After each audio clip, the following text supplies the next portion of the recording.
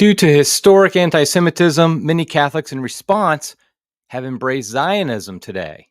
However, in recent years, due to dominant Zionism, some Catholics have creeped towards anti-Semitism.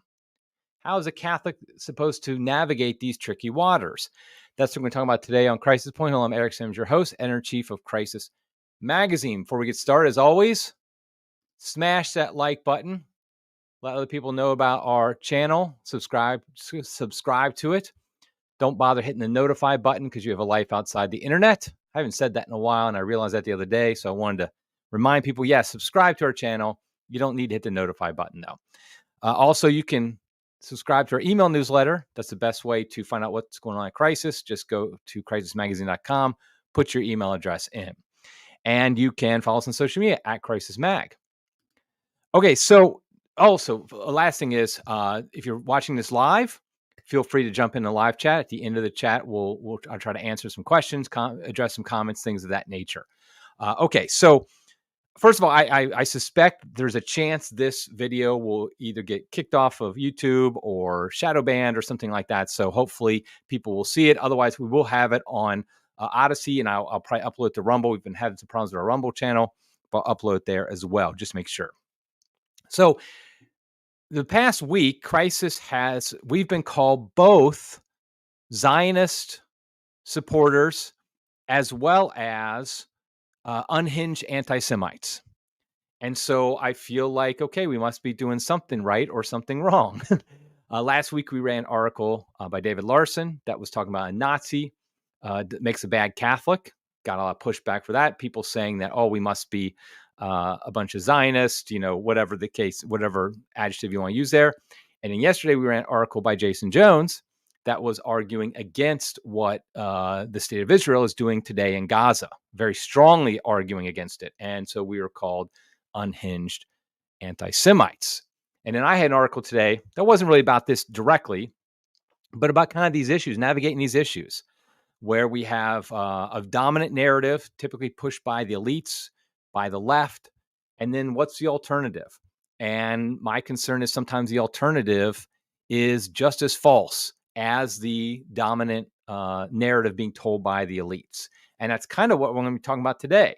I realize some people will act like, you're just being on the fence. You refuse to take one side or the other. Okay, guilty as charged, I guess. But I do think for Catholics, we do have to navigate the streams of the narratives. And just because somebody is against a certain narrative doesn't mean we're for them, and vice versa. Now, I will be honest.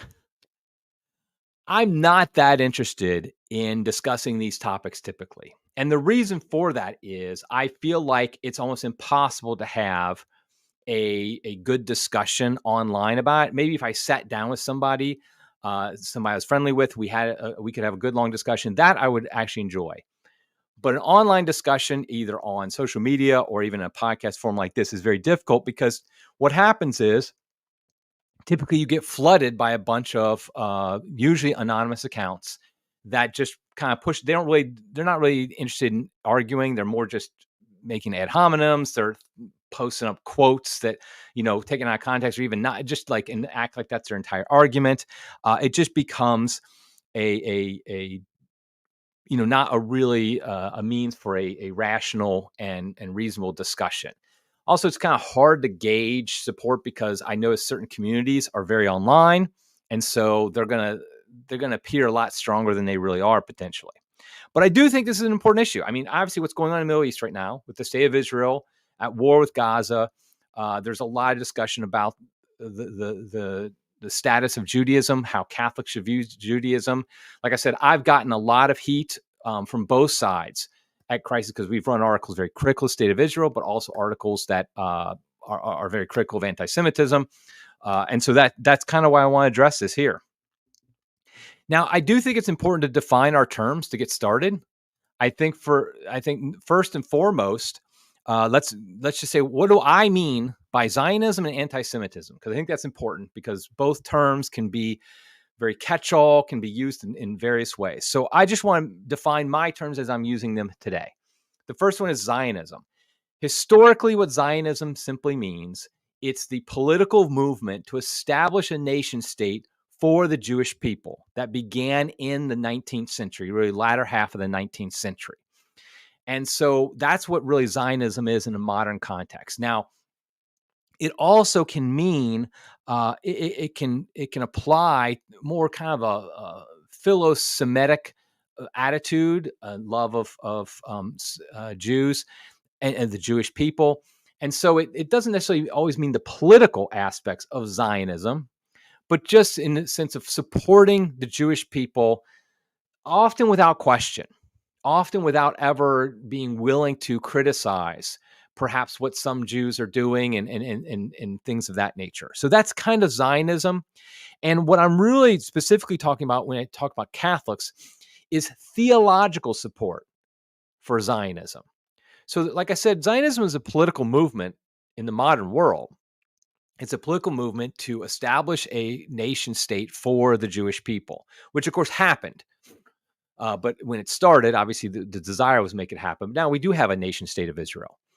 And when I really talk about Zionism in a Catholic context, is Catholics who support that, not just for political reasons, which is one thing, but for theological reasons, arguing that there's a Catholic theological support for the nation state of Israel. So that's kind of my definition of the term Zionism, what I'm kind of talking about in general. So Zionism, also like a soft Zionism, a philo-Semitism, where you a love of the Jewish people. The second is, so my other definition is anti-Semitism. Now, we all know this term, it's like racism in a lot of ways. It's been abused. It's a loaded term. It's often used to shut down any arguments. I mean, when people said that Jason Jones yesterday in his article was anti-Semitic, that's not an argument. That's just simply trying to shut down the argument, trying to shut him up. The irony is, now Jason doesn't want to advertise this, but he has literally been involved in saving Jews and helping Jews throughout the world. Through his charitable organization, he literally saved Jews, rescued Jews in Afghanistan after the American withdrawal. And so just kind of saying he's an anti-Semite because he's strongly against the actions of the state of Israel when it comes to Gaza right now is just a way to shut people up. What do I mean when I say anti-Semitism? Well, first of all, the obvious example of anti-Semitism, the textbook definition, is a racial hatred of Jews. Basically, believing Jews as a race are inferior to other races, in this hatred of the Jewish people as a race. That's classic anti-Semitism. That's what really we mean. But I would also say, like I had Zionism, it's an umbrella term. I also think anti-Semitism can be an umbrella term as well. So an irrational or unreasonable suspicion of Jewish power, for example. Now, you might not want to call it anti-Semitism. I'm not saying it's the same thing as straight up anti-Semitism, but I am saying that it's a problem. It's a problem from a Catholic perspective. So while it's not anti-Semitism, maybe textbook definition, it is an issue, and we can debate the term. Like, for example, I understand not wanting to use the term anti-Semitism for that. I get that because of the way it's been abused. Perhaps, like I've noticed some people say noticers, like people who notice Jewish power, Jewish influence in society. Maybe that's the term we could use, noticers. I'm actually open to terms. I don't want it to be a big debate about terminology. I think that gets silly because we start to debate the grammatical and linguistic definitions. Like also, like I know some people, they don't like anti-Semitism because, of course, it's not just the Jews who are Semites. But we all know in modern terms, the phrase anti-Semite means against Jews. I get that that's not technically accurate, but again, those debates, I think, are just end up going away from the issue. So when I'm talking about anti-Semitism, I'm talking about the umbrella term. You could also the noticers, whatever the case, whatever you want to call it. I don't mind, like I said, using a different term, but just the idea that people who notice or who are suspicious of Jewish power. So that's my definition, what I'm talking about when I talk about this today. I also want to kind of break down the demographics a little bit, what generally seems to be the demographics. When it comes to Zionism, this is very prevalent among mostly older people, like most boomers, baby boomers. I'm Gen X, by the way. Everybody calls me a boomer whenever I take their side, but I'm Gen X. But the idea, older people, typically over the age of 40, 50, it's not just boomers. They're typically much more lean towards a Zionistic viewpoint. In the Catholic Church, in America at least, I mean, most bishops and priests, if not almost all of them, you would fall in the Zionist category, or at least that direction. I will say this though, Pope Francis doesn't seem to fall into that. I mean, just by his words and stuff, I wouldn't put him necessarily in that camp. It's like a soft Zionism or philo-Semitism is kind of the default for most Catholics. Let's be honest. That's the majority. Also, it's both political parties in this country. I mean, neither political party, you could say is not. I mean, they're both Zionists. So that's kind of the demographics there. The among the anti-Semitism noticer crowd, whatever you want to call it, it's mostly younger. It's very difficult to gauge the size, however, because it's very online, which kind of is in keeping with it being younger people. You don't really hear almost at all in real life.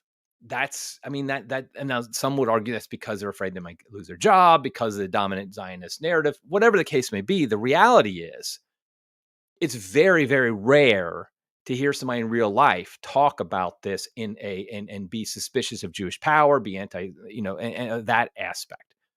So it's hard to gauge how prevalent it is. I would say it seems to be more in the Catholic world, more prevalent among traditional Catholics than like conservative, obviously progressive Catholics. And so, like I said, I'm not really sure, but it is definitely, it definitely exists. How big it is it 1% of Catholics, trad Catholics? Is it 5%? I don't know. I don't think it's much more than maybe 10% or something like that, just because just in real life, you just never hear it. And so I think if it was much more dominant, you'd hear it more. So kind of doesn't matter that much how dominant it is. It exists though.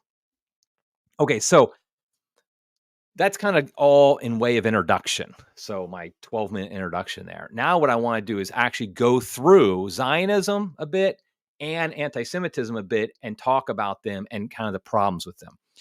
With Zionism, I feel like there is no such thing as an expert on the history of Zionism. The reason I say that is it's so super complicated. So it originated, the modern movement of Zionism originated in the late 19th century. And really, it was a response to an increased anti-Semitism in Europe, particularly in Russia. There were some very vicious anti-Semitic pogroms in Russia where they were, killing Jews, persecuting them mercilessly, driving them out. And so this was going on in the late 19th century. And we have to be honest, there's been anti-Semitic movements in Europe for over 1,000 years. To pretend like they don't exist is just ridiculous. That doesn't mean it's always been that way, or in every country, like it's always been like the Jews have succeeded in Europe throughout history as well as been persecuted. So, but the fact is there has been persecution. It was very great in Russia in the late 19th century. And so because of this, and let me take one step back. Again, it's so complicated. I'll probably jump around here a lot. Among Jews, the response to this persecution over the ages has varied. It's not like they've all thought the same thing. Some have very much wanted to assimilate into society so they wouldn't be persecuted. Others wanted to stay very firm in their faith. Others wanted to try to escape areas in which the persecution occurred. There wasn't one answer among the Jews of like, okay, this is how we're going to respond to persecution. But in the late 19th century, there was a movement, a growing movement of the idea of the Jews, we need our own nation state. We need a place that's ours, that we run so that we can have a place that we're free from persecution. And this is mostly among European Jews, because in America, the persecution was nowhere near. I mean, there wasn't. I mean, not that there wasn't any anti-Semitism in America. Of course there was. But it wasn't like it was in Europe.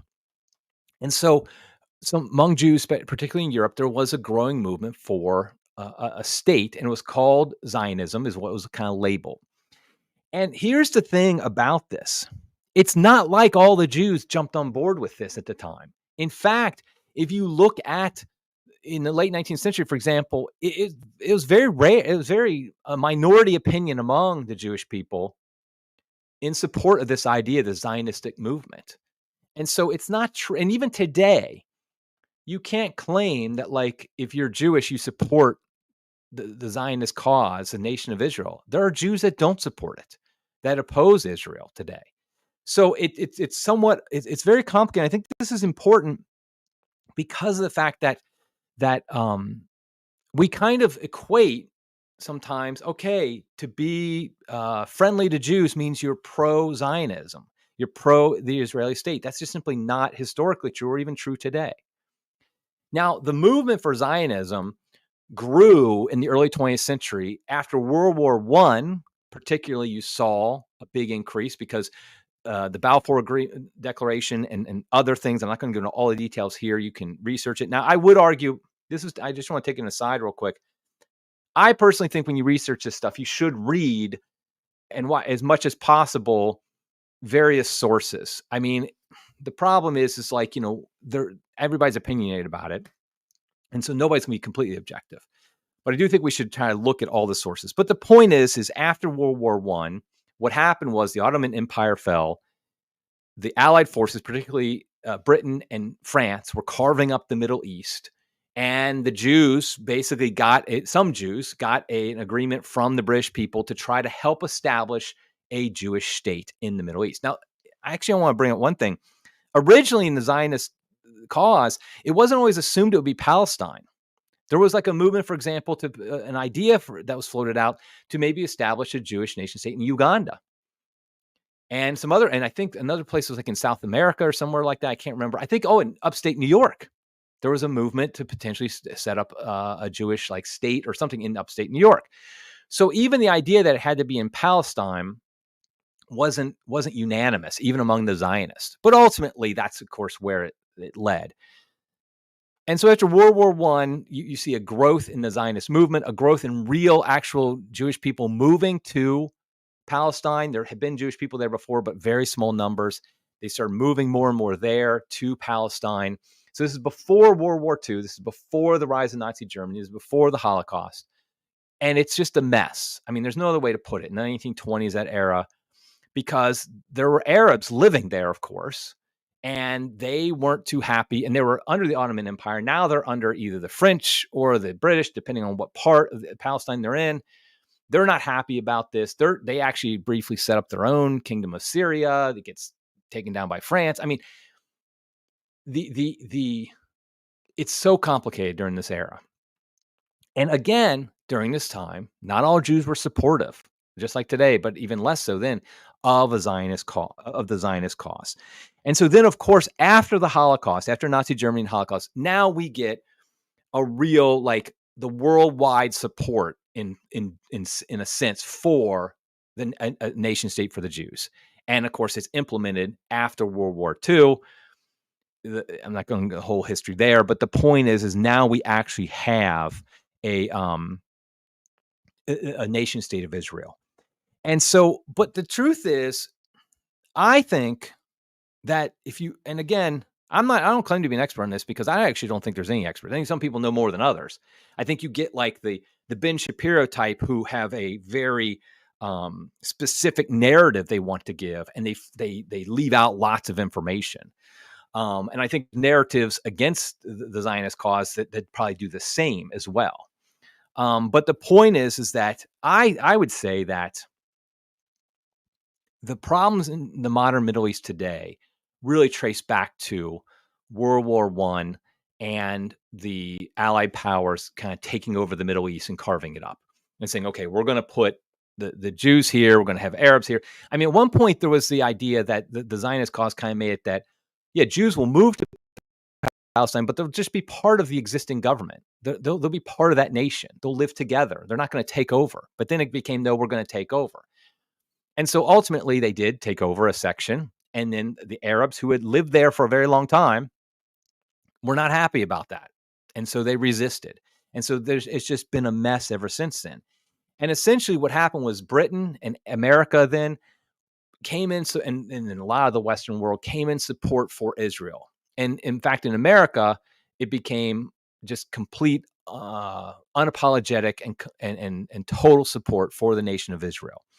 And this really did been a cause of a lot of problems. And we're in the middle, literally, of a war right now. If you want, I don't even want to call it a war, because it's mostly Israel kind of just taking out Gaza. There's not a lot of pushback because there's not ability to have a lot of pushback right now. So one of the biggest issues, I think, from a Catholic perspective in this complete support for Israel is the relationship between biblical Israel and modern Israel. And here, as simple as possible, I'm going to explain the relationship between biblical Israel and modern Israel. None. There's none.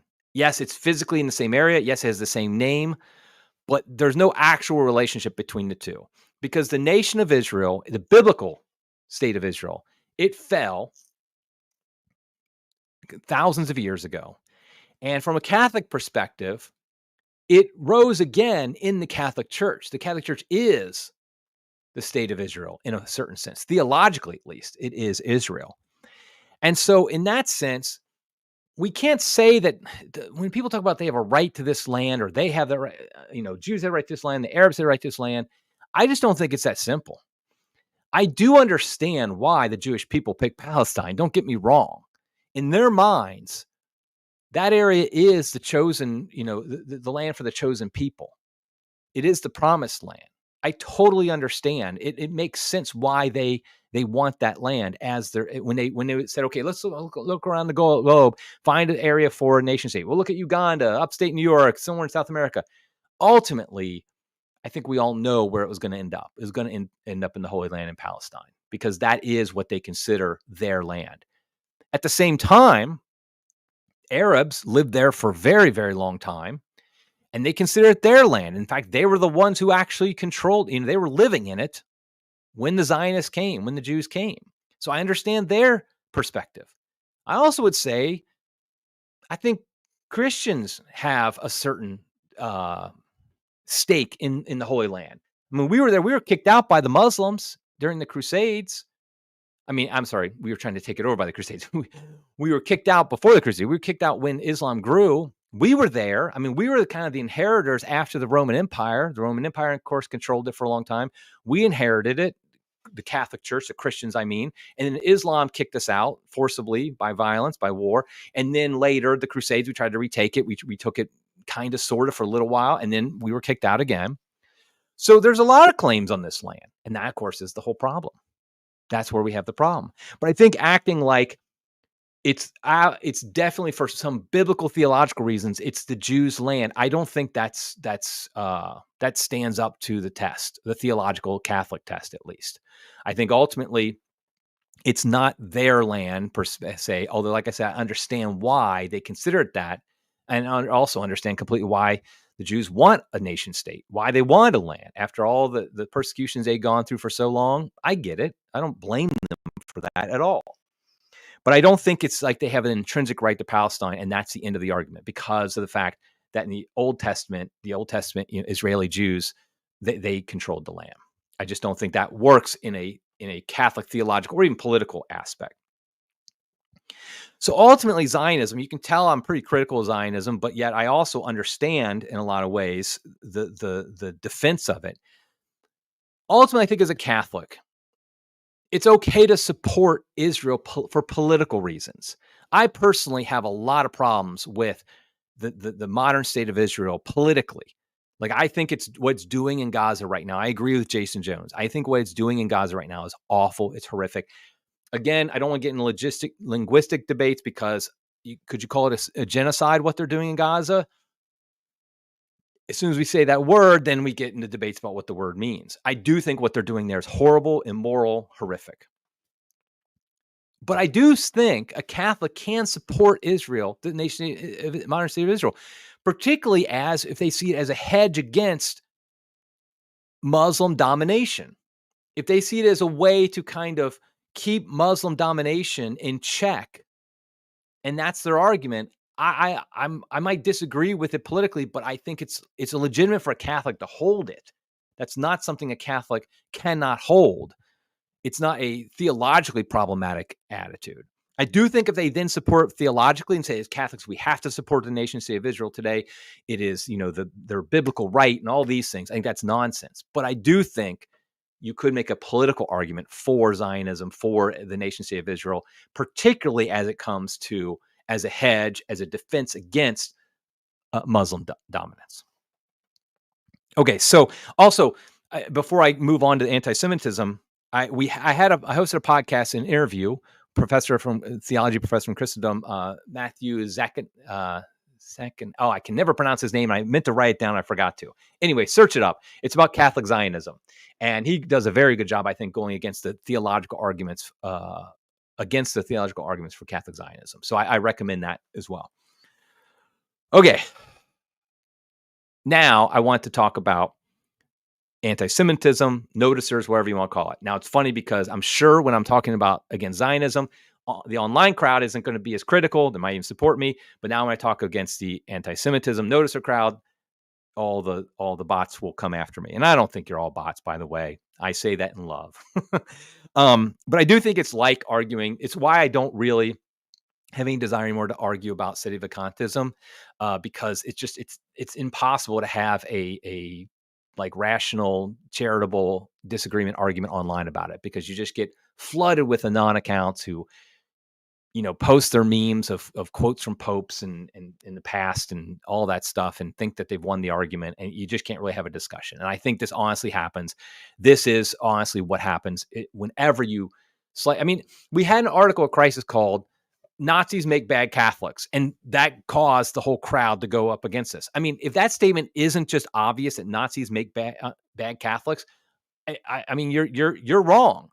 I mean, look at, if you are sympathetic to Hitler, if you think something is good about Hitler, I'm talking about the more extreme, people here in this crowd, then you're just wrong. You're on the wrong side of the Catholic Church. I mean, popes condemned it, saints condemned it, the German Catholics condemned it. I mean, so it's not something that you can support. But let's talk a little bit more nuanced than just like opposing Hitler.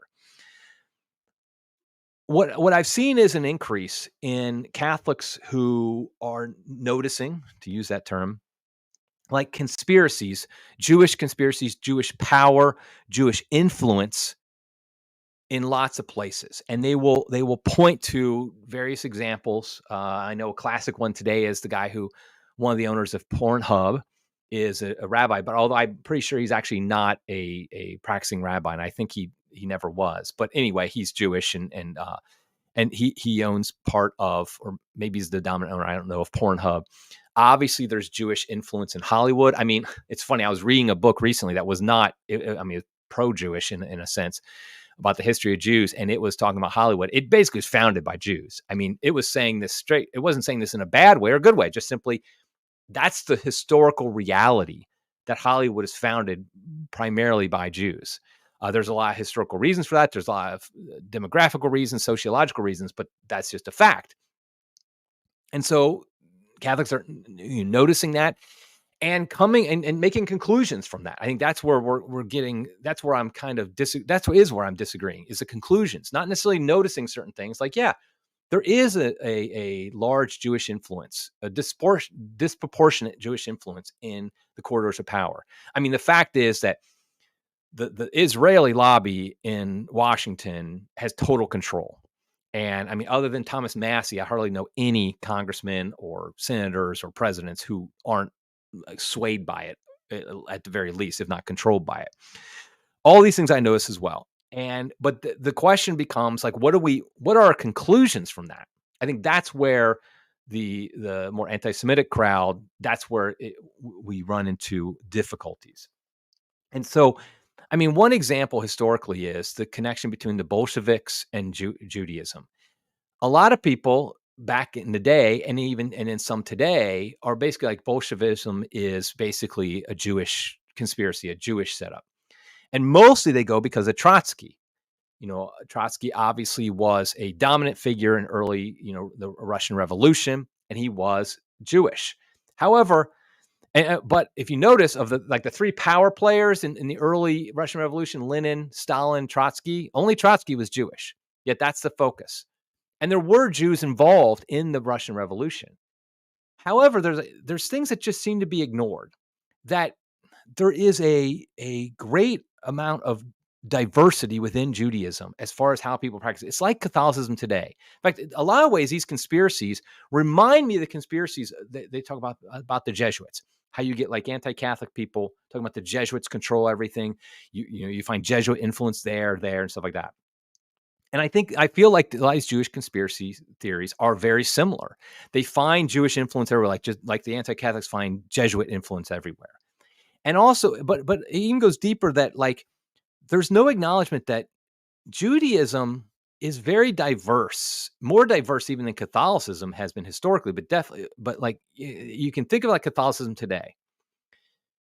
Joe Biden and Bishop Athanasius Schneider are both Catholic. I think we all know who watch this, who are following this podcast, know that that doesn't mean a lot. The differences between those two are probably greater than the similarities. And so just saying somebody is Jewish, like Trotsky was Jewish, or there was Jewish people involved in the creation of Hollywood or the Russian Revolution, it doesn't mean a whole bunch. What matters is, okay, was there an effort within Jewish people? Was it part of their Jewish faith?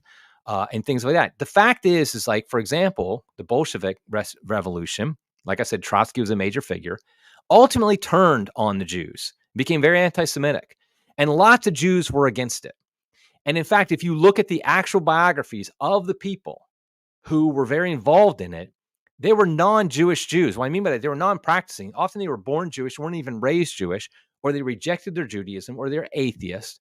Now, I know among the noticer crowd, they'll kind of dismiss that. They'll just simply say, well, Jews are, they're hiding it. They're really Jews. They're just kind of hiding it. I mean, that's just silly. It's like saying that, like, Joe Biden's support of abortion, he's really just hiding his Catholicism, but Catholicism really is supporting abortion on demand, or that Anthony Schneider, by opposing, is just hiding the real agenda, which is abortion on demand. It's just silly. It's nonsense.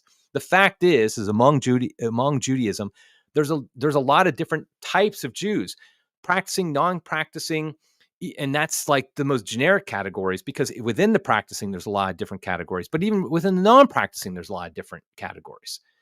And so I think that this is where I really start having problems, is that we start to think that because somebody was born Jewish, therefore it's part of a grand Jewish conspiracy.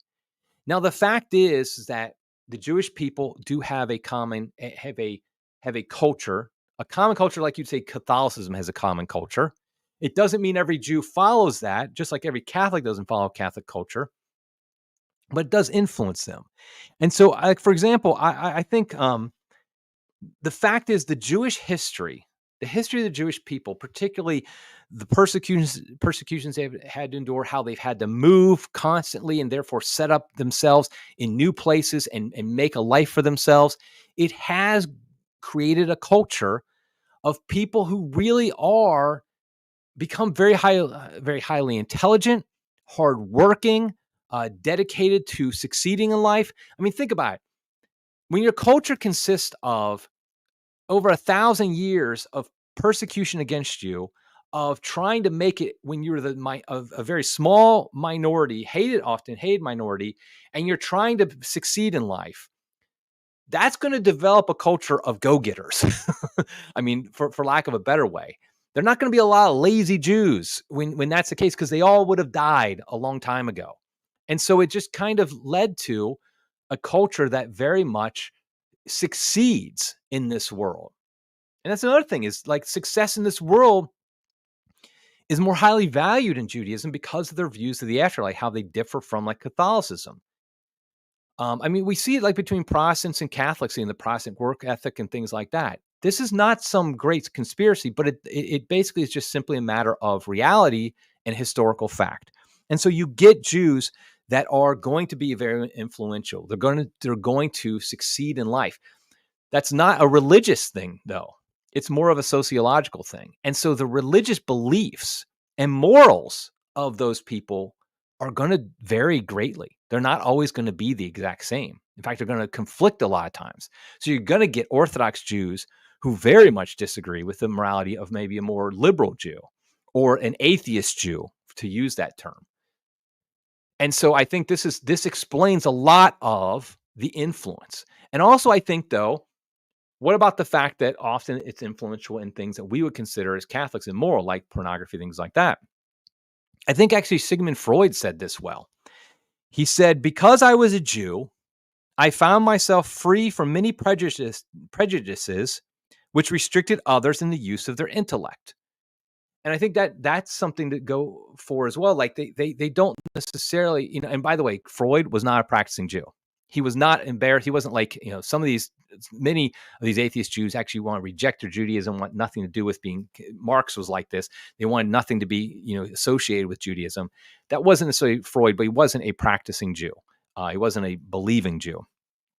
But he's kind of saying, like, because he's outside the kind of the dominant culture, which means the dominant cultural mores, he's more willing to look at things that perhaps the Catholics, the Christians were not willing to look at. And, Freud's psychology is awful. And so, you can argue that.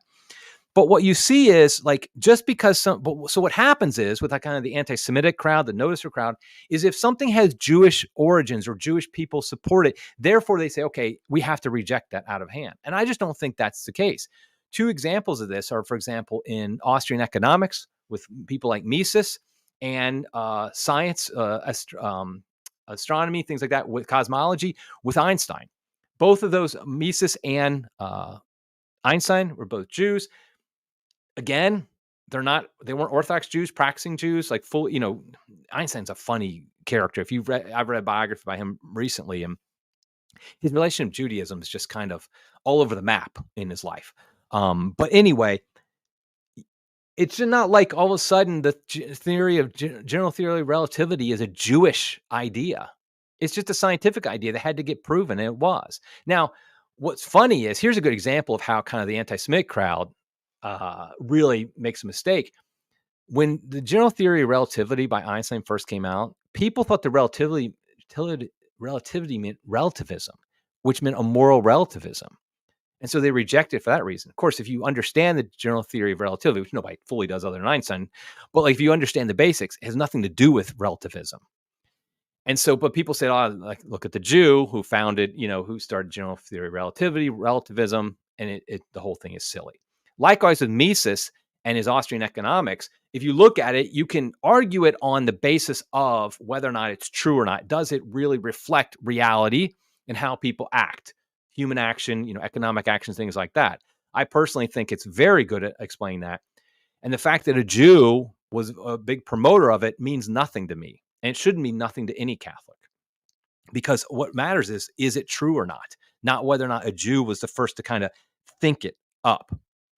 And so I think that among the noticer anti-Semitic crowd, there is this clumping of all Jews together into one whole, and pretending that they're all that like basically their influence is part of a vast conspiracy.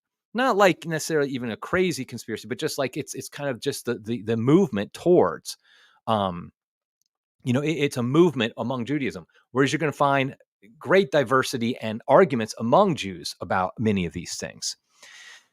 I also think, and I think this is something that's sad, is among the anti-Semitic notice crowd, whatever, is there's a real degrading, a diminishment of the real persecution that's happened against Jews over history.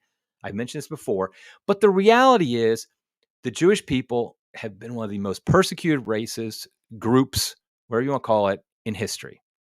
Does that mean today they are as persecuted as they were in the past? No, I actually don't think so. I think Christians are the most persecuted class in today's world. If you look worldwide, persecutions happen more against Christians than against any other group, including the Jews. In fact, I would say since the Holocaust, since World War II, the Jews have not suffered any great persecution, not on any large scale. I'm sure there are, anti-Semitic people here and there, and they've had, not just like Christians in America have that happen. But that does not mean, just because today there isn't a great persecution against the Jews, and there is against Christians, that doesn't mean there haven't been historically. And I think just to act like it didn't happen, there's a reason why, because this all comes together. If you deny that, then what happens is you start to explain a lot of the Jewish influence on the world with faulty premises. The fact is the reason Jewish culture is like it is has a lot to do with their history, particularly post temple, post, revolt in 135 that got crushed, all those things. They've been a persecuted nomadic race, basically, not really in the true sense of nomadic, but they've had to move around a lot. They've been greatly persecuted. They've only been allowed to do certain jobs often. And so therefore that develops their culture. To act like that isn't a major reason why the culture is the way it is, and act like it's some inherent thing in their race or in their religion, I think is wrong and as a problem. Now, that being said, I also think that it's true. One of the big things you'll hear, kind of the noticer, anti-Semitic crowd, whatever you want to call it, they'll talk about is the narrative after the Holocaust, the problems with that. And I agree with them in a lot of ways in that aspect. The Holocaust was horrible. And the whole debate over whether it was 6 million Jews, I think, were killed, I think often is a matter of just trying to diminish the persecution of the Jews throughout history, including at the Holocaust. But the reality is after World War II, after the Holocaust was revealed to the world, there was a collective guilt among the West, and especially in Germany. And I understand that. And perhaps there should have been on some level. And I would say actually there should have been on some level. But in response to that, all of a sudden it became the fact that now we no longer could criticize Jewish people. We could no longer criticize the Jewish race, the Jewish religion, or anything like that. It was like basically we had to act as if anything that they did was right and nothing was wrong with it. And I think this is like a pendulum had swung. We see this in a lot of places, but in the Catholic Church as well. That I think among Catholics, including Catholic leaders, there was this idea that yes, persecution happened, and often it was done by Christians and given a Christian veneer, a Christian support. And so now we have to resist that. But let's go the other way and basically say we don't have to even evangelize the Jews. That Judaism is basically just can be left alone. That it's a dual covenant theology. The idea that their covenant is still binding and still salvific. These are things that just simply aren't true. And so in our guilt, our worry that we don't want to have a return, another Holocaust, we no longer allowed ourselves to criticize Judaism or any Jewish people, for example, in Israel or things like that. So we had this pendulum that swung.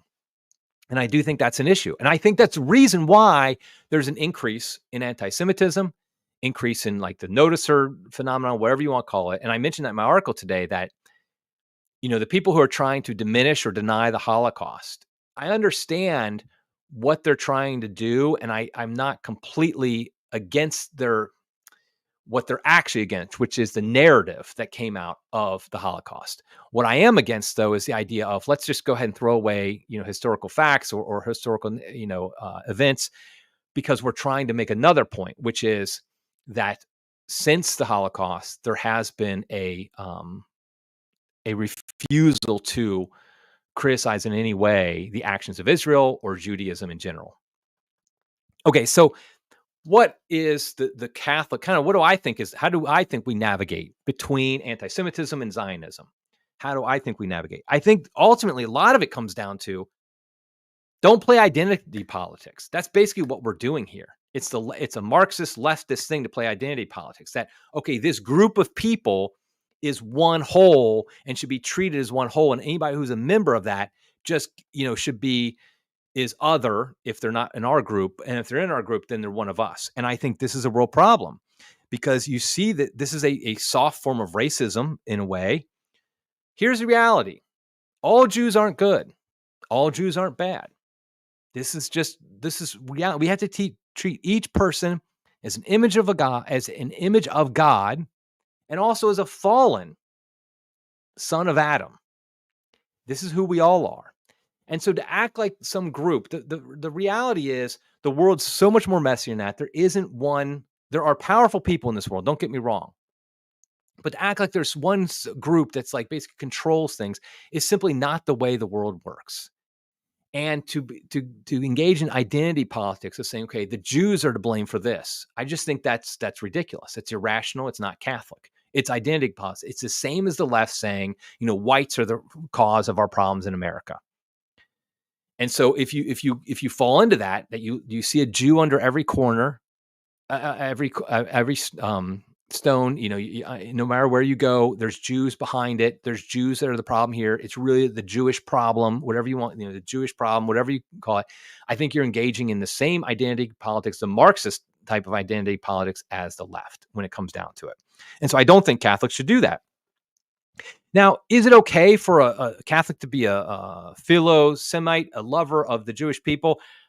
I mean, yes, on some level, as the fact is that they're made in the image of God, so we should love them as that. The Jewish people, I by the way, I know there's an argument, and there's a good argument in a lot of ways about the disconnection between biblical Judaism and modern Judaism, because things did change once the temple was destroyed. There's no question about it. And, the Talmudic Judaism is not the exact same as biblical Judaism. At the same time, it is in a line. I mean, there is a line. And so a Catholic who has a certain appreciation of Judaism as, the religion of the Old Testament, I think that's okay. I just think you got to be real careful. Got to be real careful not to take that too far and act like modern Judaism is the equivalent of biblical Judaism, or more importantly, that it's still salvific. It's still a valid covenant. I mean, the fact is that the new covenant fulfilled the old covenant, period, end of story. Israel is Jesus Christ. That is the new Israel, is Jesus Christ, is the church. And so I think ultimately, what I think as Catholics, our attitude towards the Jews should be our attitude towards all people who are not Catholic. We should work for their conversion. We should want them to convert to Catholicism. Some Zionists act like from biblical passages that because there's talk about the conversion of the Jews as a corporate body at the end of the world, that somehow that means we kind of leave them alone. We don't have to do anything. That's not the case. The end of the world could be 1,000,000 years from now. What about all the Jews until then? Their religion, they need to convert to Catholicism. And if you look at Jews who have converted to Catholicism, they will tell you this as well. And so the problem is you have the Zionists, they discourage conversions to Catholicism. They don't want to evangelize Jewish people, which is awful. That goes completely against St. Peter, the apostle, St. Paul. I mean, they preach to the Jews first. They work for their conversion to Catholicism. That's what we need to do as well.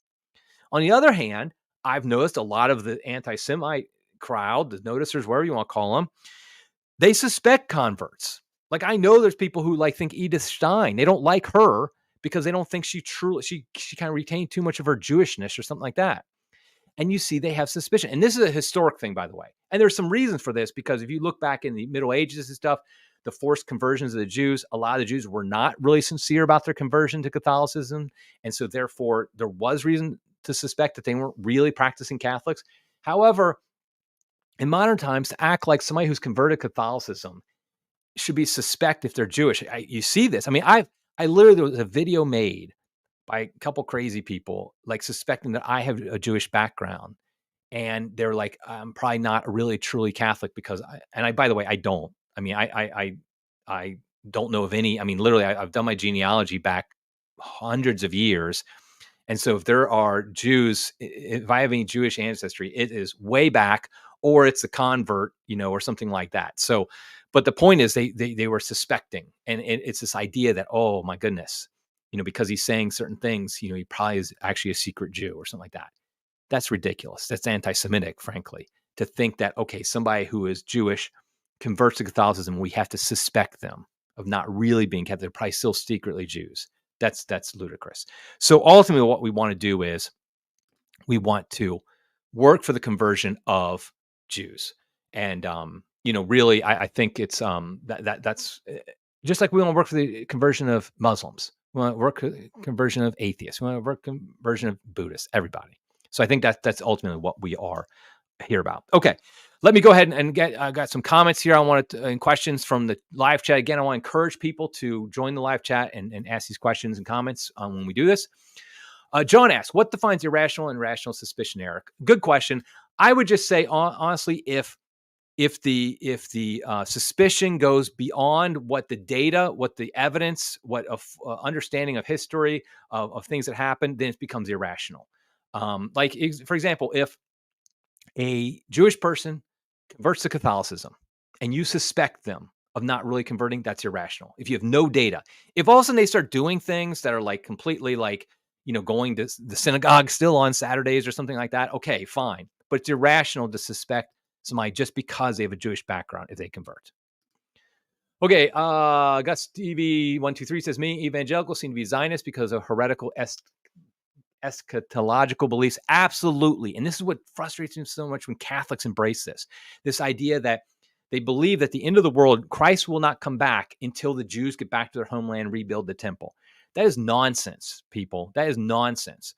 There is no biblical, theological, Catholic way of looking at that. But a lot of evangelicals buy that. That's why they support the nation state of Israel, because they're trying to further the second coming of Christ. And the funny thing is, a lot of Jewish Zionists, people in Israel, they use that to their advantage. They basically, kind of let the evangelicals think that because they'll support their political viewpoints. So, okay, let me see. Oh, I kind of lost that for a second. Let me pull the next comment. John again. I'm wondering, is it a positive? Actually, I don't know. I don't really understand this question. Something about, is a positive externality that actually Nazi or other Jews dominate Israel or greater Israel in the view of the Catholic Church? I mean, I personally think that I don't have a problem with the existence of a Jewish nation state just from in our modern context. Obviously, what I really want is every nation to be subject to Christ the King. That's the goal.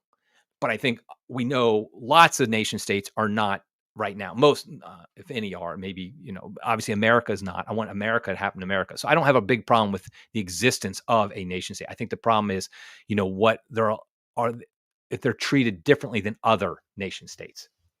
Okay, KF Gabrielle says, was there any reason for the pogroms, or was it spontaneous hatred? I mean, I think ultimately most of it was irrational. Most of it was because the Jewish people were the others. They were scapegoats. I mean, if you look in what happened in Russia, I think there's ultimately, first of all, there's never a Catholic justification for if a group, if you basically go in and kill a group of people who are, I mean, there's a system of justice that needs to be followed. So if all of a sudden, let's say one Jewish person commits a horrible crime, to go in then and attack the Jewish ghetto and kill people like that, that's never justified. It's just wrong. So I would say I haven't studied every single pogrom in the history of pogroms, so I don't think anybody has. But I would say the vast majority, if not all of them, were illegitimate and should not be supported. They were persecutions. They were evil. No matter what the given reasons were, they were evil. Eric S. Hey, another Eric S. There are a lot of Holocaust denial going on, trad social media, and it risks discrediting traditional Catholicism that is not meant to support or defend the era of Zionism. Eric S., how can it be that I agree with you completely as another Eric S., one to another? That was not me who wrote that, by the way. I do think that this is a problem for traditional Catholicism, that we do see an increase of people who are wanting to resist, like the woke elites and stuff like that, and they want to be based. I honestly see this. I mean, call me a boomer, fine. I don't care what you call me. If your goal is to just basically be based, I don't want to be like the people the boomers who accept Zionism. So I'm going to go all in the other way. That's a discredit. What I do notice though is that trad Catholic priests are very much not part of this. I'm not saying all of them. I'm sure there's a few, but when I have spoken out, for example, against the whole desire to be based by saying things that are anti-Semitic, Holocaust denial, I get trad Catholic priests reach out to me and say thank you. In fact, some of them will then run it in their bulletins at their trad parishes because they do not support this. And I think that should tell you something. And these are younger priests too. I'm talking about like priests in their 30s, 40s. These are priests who have been well-formed, SSPX, FSSP, Institute, or whatever the case may be. And they're not happy about this development. And so I would just say that as a point of conscience to those Catholics, particularly young men Catholics, who are flirting with anti-Semitism, flirting with Holocaust denial, things like that. Your priests are not supporting you. And that should tell you something. And by the way, the popes and the priests and the bishops of the 1930s wouldn't support you either. So I think we should keep that in mind. Okay, John, there has been persecution of many groups. Why should the church be more concerned with the persecution of the Zionists or other groups of Jewish non-believers more than other groups of non-believers? I don't think we should, but I do think that historically there's been more persecution of, in the Western world, in Europe, there has been more persecution of Jews than historically over the past 1,000, 2,000 years than any other group. That's just a historical fact. And so that should be something we notice to talk about the noticers. And so but today, that's not the case. And so we should be concerned with anti-Semitic persecution, but we should also be concerned with persecution of Christians. Unjust persecution of any group, we should be concerned about. Okay. Palomeros, did it ever occur to you, probably not, that the term anti-Semite is just like Islamophobe, sorry. Why are we morally required to like hostile religious groups? The lingo is a stealth weapon. Don't use it. Again, that's a debate about the term. If you think of a better term that can be used, I will use it. The fact is there are people who are anti-Semitic. And so, that's just historically true. So I'm not going to support it. And, but we're not, when you say morally required to like hostile religious group, we're morally required to love our neighbor, period. And that includes the Jews. And so if a Jew is being treated unjustly, we are morally required to be against that. Period. End of story. Just like we're morally required to be against the persecution, unjust persecution of Muslims, Catholics, or anybody else. And so I just don't see this idea that, like, again, it's a debate over the terms, which I think gets away from the point. The point is we're required to love our neighbor, no matter who they are.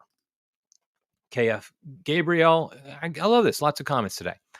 Why were they ejected from one nation after another? Was it due to spontaneous hatred? Were more reasons for these expulsions? I think this was asked earlier, but yeah, I think it was a lot of reasons. I think it was not spontaneous hatred. Usually what happened, if you look at the history of most of pogroms, I always want to say program, I know, pogroms and other, ejections from nations, it typically was a an excuse often when, like, for example, here's a great example.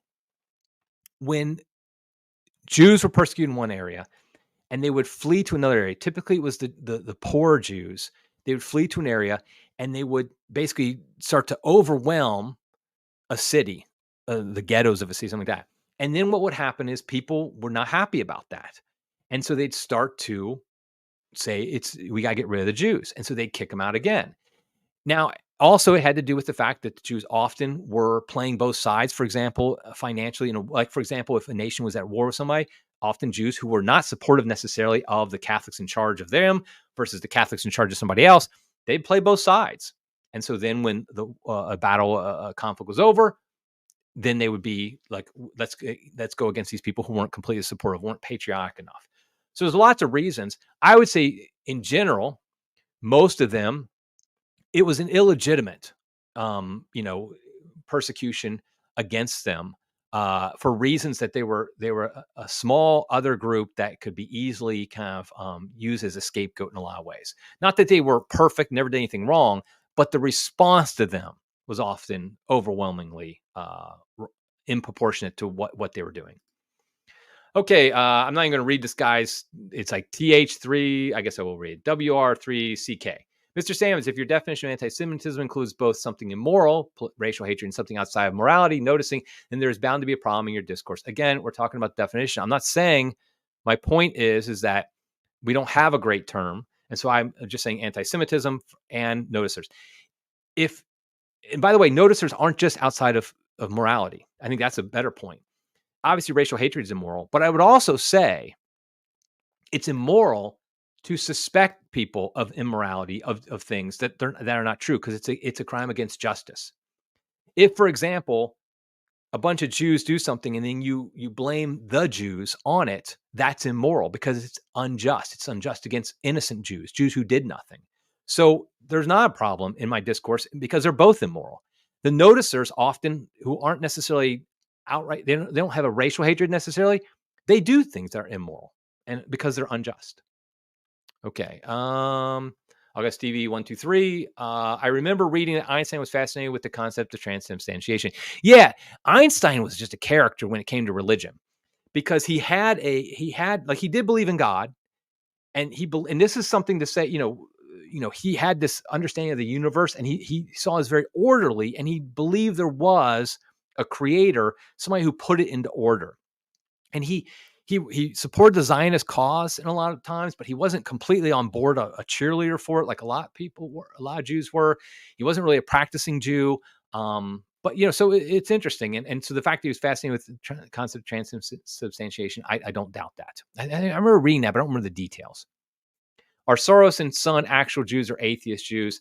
I would guess that they're probably atheist Jews. I don't know their specific practices. Eric S. again. Okay, I would actually like to see a list of pogroms that took place in Western Europe during the last 500 years, Hitler excluded. I don't see any records of any during the 1600s or 1700s. That's a great question because in my studies, it's mostly been focused on the 1800s, 1900s. And then you also see in the Middle Ages. I don't know for a fact. I mean, the late 19th century, it was awful in Eastern Europe, in Russia. Because, a lot of reasons. The Russians actually kicked out all the Jews, but then they took over Poland, which had Jews, and that caused all these, they were definitely very anti-Semitic and wanted to get rid of the Jews. How many there were during the 1600s, 1700s? I know that, like, for example, Protestants, they also would do activities against the Jews as well. So it wasn't just the Catholics who were doing it. So after Protestant Reformation happened, it still continued. But I would be interesting to see a list. I agree that would be interesting to know. So, okay. Well, I'm going to wrap it up here. We went over an hour. That's good because we had a lot of good comments. I do appreciate that. I appreciate it wasn't, just completely, take over by the anon accounts or something with their memes or whatever. But I do think this, like I said, I think this is an important issue. It's very difficult to have a good discussion about it online because, like I said, it's just not something that happens. I think as Catholics, I want now, my last thing I want to say is to traditional Catholics. I attend a traditional mass, consider myself a traditional Catholic.